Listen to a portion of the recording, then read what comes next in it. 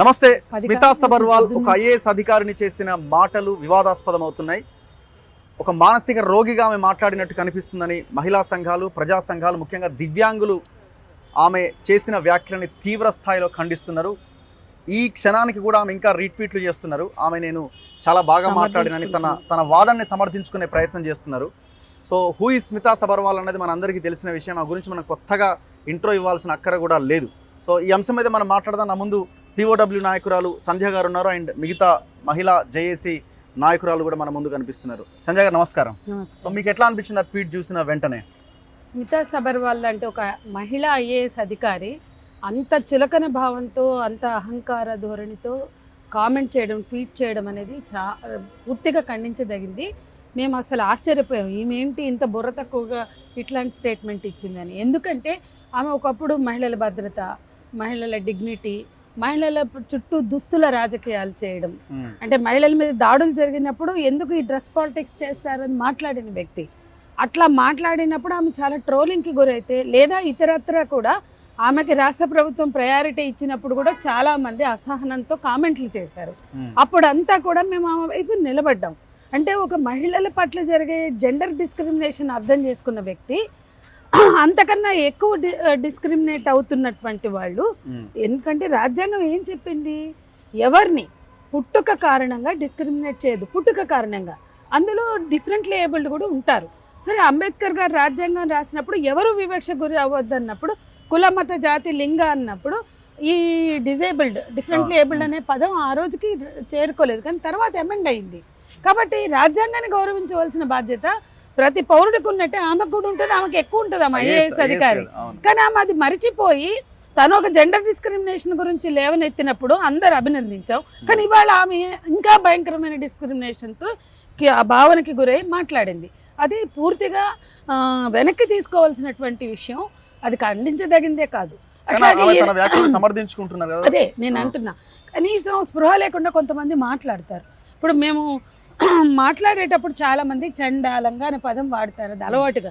ఆ పదం వాడకూడదు అని మాకు స్పృహ వచ్చాక మేము వాడడం మానుకుని ఎవరు వాడుతున్నా కూడా తప్పుగా చెప్పాం. అట్లాగే అనేక తిట్లు, అనేక మాటలు సమాజంలో ఉన్న భాషగా వాడతారు, తెలియక వాడతారు. అంటే వాళ్ళకి నిజంగా వీళ్ళని డిస్క్రిమినేట్ చేసి అవమానపడుద్దాం అని ఉండదు. కానీ ఇక్కడ ఈమె ఇంటెన్షన్ ఆమె రాస్తున్న రాతల్లో ఉంది. ఆమె ఎలా సమర్థించుకుంటుంది? వాళ్ళు వీళ్ళు అర్హులు అవుతారా పలానా పోస్టులకు అంది. ఎక్కడైనా ఫిజికల్ ఫిట్నెస్కి సంబంధించిన పోస్టుల్లో ఆ ఎత్తు, ఆ దృఢత్వం, ఇంకోటో ఉంటాయి. ఫిట్నెస్ అన్నిటికీ ఉండవు కదా. ఆమె ఎందుకు అన్నిటికీ తెచ్చి అట్లా అప్లై చేస్తుంది? ఆమెకు బుర్ర లేదని అనుకోవాలా? ఆమె అజ్ఞానాన్ని ప్రదర్శించుకుంది అనుకోవాలా? అహంకార ధోరణితో మాట్లాడుతుంది అనుకోవాలా? ఏ రకంగా ఉన్నా అది సమర్థించదగింది కాదు. ఆ తప్పును ఆమె తెలుసుకుని, కొంతమంది అలవకగా మాట్లాడతారు, తెలుసుకుని ఆమె విత్డ్రా చేసుకుంటే మర్యాదగా ఉండేది. కానీ ఆమె ఇంకా దాన్ని డిఫెండ్ చేసుకుంటూ మాట్లాడడం ఆమె అహంకార ధోరణికి నిదర్శనం. ఇవాళ ఆమె మీద కూడా చాలా ఉన్నాయి. వాటన్నిటినీ మేము ఎవరూ ఎప్పుడూ ఎత్తి చూపించిన వాళ్ళనే ఖండించాం తప్ప అట్లా మాట్లాడొద్దన్నాం. ఇవాళ ఆమె ఏ ధైర్యంతో మాట్లాడుతుంది? ఇదొకటి. రెండవది, ఇవాళ రాష్ట్ర ప్రభుత్వం ఒక చీఫ్ సెక్రటరీ ఉంది. ఆమె ఖచ్చితంగా చీఫ్ సెక్రటరీ గారు ఆమె వ్యాఖ్యలకి అది పబ్లిక్ డొమైన్లో చేసింది కాబట్టి ఎక్స్ప్లెనేషన్ అడగాలి. దానికి ఆమె సరైన ఎక్స్ప్లెనేషన్ ఇవ్వకపోతే ఆమె మీద చర్య తీసుకోవాలి. రాష్ట్ర ప్రభుత్వం మీద, రాష్ట్ర ప్రధాన కార్యదర్శి మీద కూడా ఈ బాధ్యత ఉంది. అట్లాగే ఆ సమూహాలు ఇవాళ చాలా అవమానానికి గురయ్యాయి. ఇది వాళ్ళని ఆత్మన్యూనతకు గురి చేసే కామెంటు. ఎవరైనా, ఏ మనిషి అయినా, బుద్ధున్నాడు, బుర్రున్నాడు, బుద్ధిజీవులు ఎవరైనా వాళ్ళ ఆత్మన్యూనతని తగ్గించాలి, వాళ్ళకి ఆత్మస్థైర్యాన్ని ఇవ్వాలి. ఇవాళ ఒకప్పుడు హ్యాండిక్యాప్డ్ అన్నారు, ఆ తర్వాత ఫిజికల్లీ ఛాలెంజ్డ్ అన్నారు, ఆ తర్వాత డిఫరెంట్లీ ఏబుల్డ్ అన్నారు. ఈ పదాలని తప్పు. ఇవి కూడా వాళ్ళని ఆత్మన్యూనతకు గురి చేసే. ఫిజికల్లీ ఛాలెంజ్డ్ అంటే మెంటలీ వీక్ అని అర్థం. అట్లాగే డిజేబుల్డ్ అన్నా, హ్యాండిక్యాప్డ్ అంటే ఎంత ఘోరం అండి! అవమానించడం, కుంటోడా గుడ్డోడా అని అవమానించినట్లే హ్యాండిక్యాప్డ్ అంటే. ఆ పదం వాళ్ళ ప్రపంచంలో అబాలిష్ అయిపోయింది. దాని ప్లేస్లో ఇన్ని పదాలు మారి లాస్ట్కి స్థిరపడింది డిఫరెంట్లీ ఏబుల్డ్. డిఫరెంట్లీ ఏబుల్డ్ అంటే అన్ని రకాల మరో రకమైన సామర్థ్యం కలిగినాడు. మరో రకమైన వాళ్ళ మీడియా కూడా మరో రకమైన సామర్థ్యం కలిగిన వాళ్ళుగా వాళ్ళని మాట్లాడాలి. ఆ పదాన్ని ఖాయం చేయాలి, అలవాటు అవుతుంది. డిఫరెంట్లీ ఏబుల్డ్ అనే పదాన్ని ఈవెన్ నిన్న కూడా చూసారు, డిజేబుల్డ్ అని పెట్టారు. అట్లా కాదు. ఖచ్చితంగా మరో రకమైన సామర్థ్యం కలిగిన వాళ్ళు. అప్పుడే వాళ్ళ పట్ల ఒక ఎంపథెటిక్ యాటిట్యూడ్తో మనం వ్యవహరించినట్టు. సో ఆమె సమర్థించుకోవడానికి మెయిన్ రీజన్ ఇంకొకటి అయి ఉండొచ్చు, గవర్నమెంట్ వైపు నుంచి కూడా ఎలాంటి రెస్పాన్స్ లేదు బేసిక్ గా. గవర్నమెంట్ నుంచి లేదు, ఆమె ఎప్పుడు ప్రయారిటీని పొందిన వ్యక్తిగా ఆమె భయపడతలేదేమో, కానీ ఎంత ప్రయారిటీ పొందిన వ్యక్తులైనా ప్రజా సమూహంలోకి వచ్చి ఇట్లాంటి తప్పు చేసి నిలబడినప్పుడు వాళ్ళ వ్యతిరేకత ఎదుర్కోక తప్పదు. ఖచ్చితంగా ప్రభుత్వం మీద ఒత్తిడి తీసుకొస్తాం, వాళ్ళు ఊరుకోరు. వాళ్ళు ఖచ్చితంగా ఆ సమూహాలు ఎంత స్ట్రాంగో మాకు తెలుసు. ఇన్నేళ్ల ఉద్యమంలో వాళ్ళు అనేక అంశాల్లో మిగతా వాళ్ళకన్నా చాలా స్ట్రాంగ్ గా నిలబడ్డారు. అది మర్చిపోకూడదు. ఖచ్చితంగా ఆ సమూహాలతో మేము నడుస్తాం. మా మహిళా ట్రాన్స్జెండర్ జేఏసీ తరఫున ప్రగతిశీల మహిళా సంఘంగా. ఎందుకు ఈ రకంగా బాధ్యత గల పదవిలో ఉన్న వాళ్ళు ఇట్లా మాట్లాడుతున్నారు అంటే, ఒక రకంగా ఏమో టోటల్ కరప్టెడ్ ఫీలర్స్, ఈమె మీద కూడా చాలా ఆరోపణలు ఉన్నాయి. కరప్టెడ్, ఇష్టం వచ్చినట్టుగా నోటికి వచ్చినట్టుగా మాట్లాడుతున్నారు. అంటే జస్ట్ లైక్ పొలిటీషియన్స్ లాగా తయారయ్యారు ఐఏఎస్లు కూడా. వీళ్ళు చాలా మంది ఐఏఎస్లు క్యాడర్ ఆఫీసర్లు రాజకీయ నాయకులతోటి సత్సంబంధాలు పెట్టుకుని వాళ్ళ అవినీతిని కొమ్ముగాస్తూ వాళ్ళ అవినీతితో సెయిల్ అవుతూ వీళ్ళు కూడా అక్రమార్జనలకి అలవాటు పడి సెన్సిటివిటీలు కోల్పోయి వాళ్ళ కనీసం విధి నిర్వహణలో ఉన్న బాధ్యతలు కూడా మర్చిపోయి వ్యవహరిస్తున్నారు. అట్లాంటి కోవలోకి నువ్వు చేరతావా తల్లి? నువ్వు ఇప్పటికైనా అర్థం చేసుకుని ఆలోచించి బయటికి రా.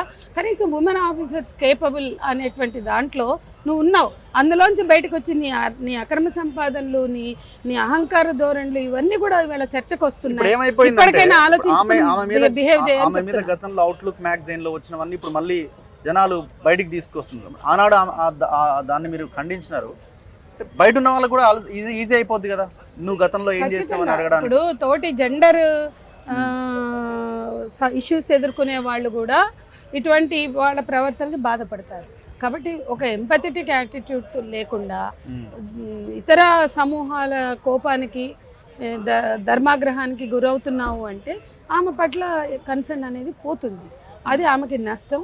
ఆమె ప్రజల్లో పనిచేయాలి ఎంత అయినా. అపోజిషన్ పార్టీలు కూడా మాట్లాడుతున్నారు, మరి అదేంటో అర్థం కాదు. అంటే ఏ రాజకీయ పార్టీలకి నిజాయితీ ఏడ్చింది కాబట్టి, ఏ రాజకీయ పార్టీలకి సున్నితత్వం ఉంది, చేతులకి గాజులు దొడుక్కోలేదు, మొగోళ్ళం అని మాటలు సీఎంలే మాట్లాడుతున్నారు.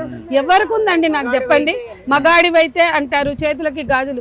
మేము గత వారం రోజుల్లో 2 పోలీస్ అధికారులను కలిస్తే ఇద్దరు ఆ చెంచు అమ్మాయి ఇష్యూలో ఎదుర్కొన్నాము. నేను నిన్న మాదాపూర్ ఏసీబీ దగ్గరికి వెళ్తే చేతులకు గాజులు దొడుకోలేదు అని మాట్లాడుతున్నారు. ఏం మాట్లాడుతున్నారండి? వీళ్ళకి ఎవరు జెండర్ సెన్సిటివిటీ ఐఏఎస్లు ఐపీఎస్లు కల్పించాలి.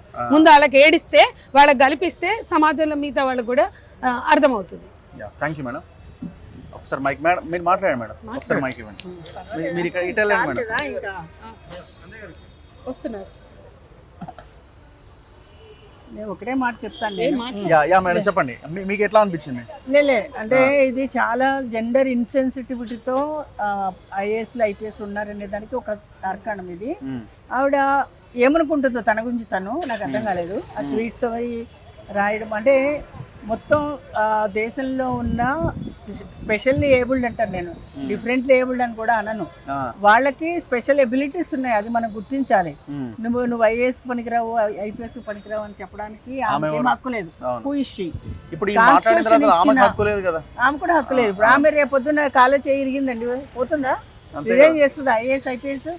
అది ఆమె చాలా ఇన్సెన్సిటివ్ గా మాట్లాడడం ఒకటి, మళ్ళీ సమర్థించకూడదు. దాన్ని సమర్థించుకుంటూ రీట్వీట్ చేయడం అనేది చాలా మూర్ఖత్వం. అది నేనేమంటానంటే, ఇప్పుడు అలలత కానీ ఆ సంఘాలన్నీ కోరినట్టుగా మేము కూడా జేఏసీ నుంచి మేము కూడా ఏమనుకుంటున్నామంటే, ఆమె మీద వీలైనన్ని కేసులు పెట్టాలి. ఆమె రాజ్యాంగ వ్యతిరేక స్వభావంతో మాట్లాడింది కాబట్టి ఆ రాజ్యాంగ వ్యతిరేకత ఎవరు చూపించినా కానీ కేసులు పెట్టడానికి అవకాశం ఉంది. తప్పకుండా అట్లాంటి కేసులు అన్ని పోలీస్ స్టేషన్లోనే ఆమె వెయ్యాలి. నువ్వు ఐఏఎస్గా పనికి రావు అనేది కూడా ఆమె స్పష్టంగా చెప్పాల్సిన అవసరం ఉంది. చాలా ఇన్సెన్సిటివ్ అండి. చాలా చాలా బాధ అనిపించింది నాకు. ఎందుకంటే మేము కూడా వీళ్ళందరితో ఎన్నో సంవత్సరాలు కలిసి పనిచేస్తున్నాము. నువ్వు దీనికి పనికి రావని చెప్పడానికి ఆమె ఎవరండి? ఆమె దేనికి పనికి వస్తుంది? మొత్తం సిస్టమ్, ఒక కమ్యూనిటీ అందరినీ నువ్వు మాట్లాడేవంటే నీకున్న అర్హత ఏంటి? నువ్వు ఎవరు అసలు? Who are you? రాజ్యాంగ వ్యతిరేకంగా మాట్లాడడానికి ఖచ్చితంగా కేసులు వేయాలి. వాళ్ళు డిమాండ్ చేసినట్టుగా 24 గంటలు ఎక్కువ, 12 గంటల లోపలే ఆమె క్షమాపణ చెప్పాలి, బయటకు వచ్చి బహిరంగ క్షమాపణ చెప్పాలి. Thank you madam. Thank you very much. So ఇది మహిళా సంఘాలు చెప్తున్నది, తీసి అవతల పడేయాలి ఆమెను ఇమీడియట్ గా. జాబ్ నుంచి తీసేయాలి, ఇదిగో మీద మీరు, పెద్ద ఎత్తున అదే కేసులు ఫైల్ చేయాల్సిన అవసరం కూడా ఉన్నది. చూస్తూనే ఉండండి మన తొలి వెలుగు.